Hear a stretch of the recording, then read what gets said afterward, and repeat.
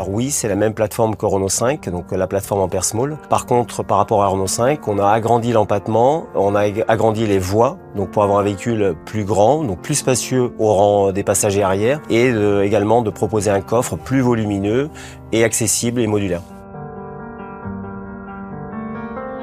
Alors, le système One Pedal donc, est activé par le conducteur avec les palettes qu'il a au volant. Il peut choisir différents modes de régénération et en lâchant l'accélérateur, il peut aller jusqu'à l'arrêt du véhicule sans avoir à appuyer sur la pédale de frein.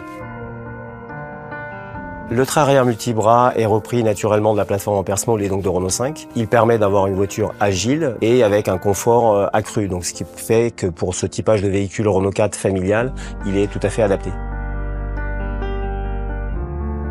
L'extended grip, c'est une gestion électronique de principalement deux choses, le couple moteur et l'anti-patinage. Le but, c'est de donner de la puissance ou en retirer sur les roues qui ont besoin pour garder le véhicule donc en mouvement et en sécurité.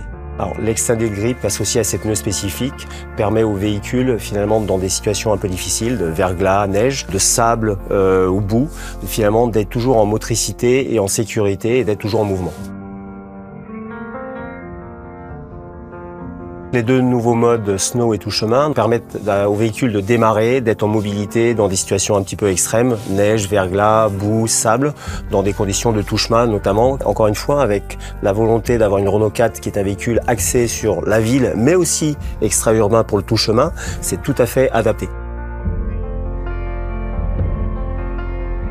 Renault 4 électrique, comme Renault 5, est équipé de la charge bidirectionnelle. On a ce qu'on appelle le V2G, donc c'est une charge à la maison. Vous branchez votre véhicule en arrivant chez vous le soir et en fonction des pics de demande d'électricité, votre véhicule peut rendre de l'électricité au réseau et ça vous permet, vous, baisser votre facture. Un deuxième aspect de cette charge bidirectionnelle, c'est ce qu'on appelle le V2L. Vous êtes dans la nature, vous avez pris votre vélo électrique, vous avez été dans un bois, là, faire un peu de vélo, et puis vous êtes en super forme, vous avez envie de repartir faire un tour et votre vélo est déchargé. Donc avec un adaptateur qui est disponible, vous pouvez recharger votre vélo électrique. Donc votre véhicule sert de batterie